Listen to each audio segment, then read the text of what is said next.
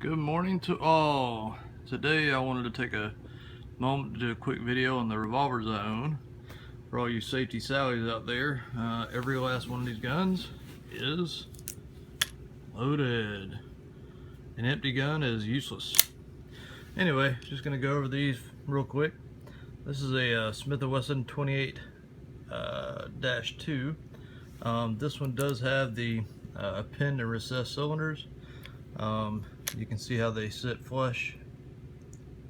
You can also see the barrel pin up here. I hope you can see that. Anyway, this was also called the Highway Patrolman, and I'm sure that's not going to show up on camera, but you can kind of make it out. This is an M-frame 357 Magnum. It's a big, heavy gun. I can see now why the police officers wanted something a little bit smaller, so they got it.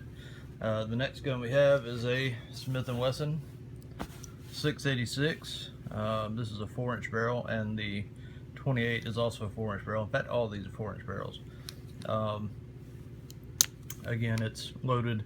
You can tell that this one does not have a recessed cylinder, because you can see the rounds are sticking out past the cylinder. They do not have the barrel pin for that anymore either. This gun is an L frame.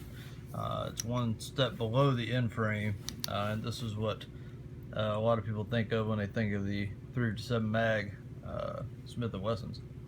So anyway, onward. We have an L frame, or correction, K frame. This is a K frame Smith & Wesson model 66-2. This is also a 357 Magnum. This one does not have the pinned and recessed barrel and cylinder. They stopped doing that after the 66-1. This is one of my favorite in my collection, simply because it's a very small frame. This is the size of like a Smith & Wesson Model 10, but it shoots a 357 Magnum, not 38 Special. Actually, this is the Model 19 in stainless, basically. These were called the Combat Magnum. A lot of police back in the 70s, I believe, this was a very popular gun when it came out in the 70s. This is a square butt. The 28 is a square butt. That is a round butt, and this one is a square butt as well. And last, for the Smith & Wessons, we have a Model 64. Now, the Model 64 is unique in that it is a Smith & Wesson Model 10, but in stainless. So again, same concept as the Model 66. This one, as you can see, has an unshrouded barrel down here. Very lightweight. This one is 38 Special only, and as you can see, it's loaded as well. Very lightweight gun, but it's heavy enough that even shooting 38 Special plus Ps is no problem at all. No pinned and recessed barrel, of course.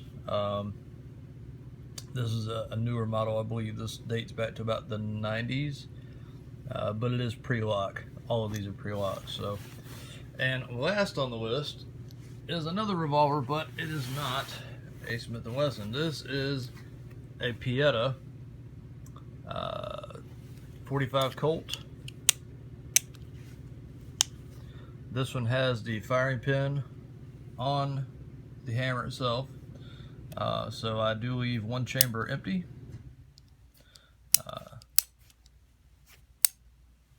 Get it back to the right position here. You make sure you get it on an empty chamber, and then you lower your hammer down, and that way it's safe to carry. Because as you can tell, or maybe you can tell, it's hard to see in there, but the firing pin actually will protrude out of the firing pin hole, and it can cause a round to go off. Oh, there it is. You can see it now. It can cause a round to go off if you were to drop it. This is the only single action I still currently own. It is engraved. This is their laser engraving. Still beautiful, but It'd be really nice if it was hand engraved, but it's engraved on the barrel, all across the frame, and on the back strap as well as even on the bottom of the trigger guard. I'm not sure how well you'll be able to see that, but of course I'm doing this on an iPhone, so not the greatest camera, but yeah, you get the idea. Anyway, just wanted to show off a few of my revolvers. If somebody had to ask me which my favorite one was, I would probably have to say it'd be my end frame. I just love it. I mean, it's the size of a Smith & Wesson Model 29 and 44 Magnum, but it shoots 357 Magnum, so it's a very light kicking, very nice revolver. Really love this thing to death. And just as a bonus here, this would be my nightstand gun. You don't think I carry a revolver all the time, do you? This is a Glock 19 Gen 4, 33 round mag, TR1S Streamlight, along with some very nice Trijicon HD night sights. This is a great home defense gun. I have a red filter on the light, so whenever it cuts on, it's not near as bright in the night. If I need to get the bright light, then there we go. But I usually would just leave the red filter on it. So anyway, look for some more videos like this. I got a few more guns I'd like to show off, including a scoped Desert Eagle and a fairly rare Jericho 941 with the 41 Action Express barrel. So anyway, thanks guys. Take care.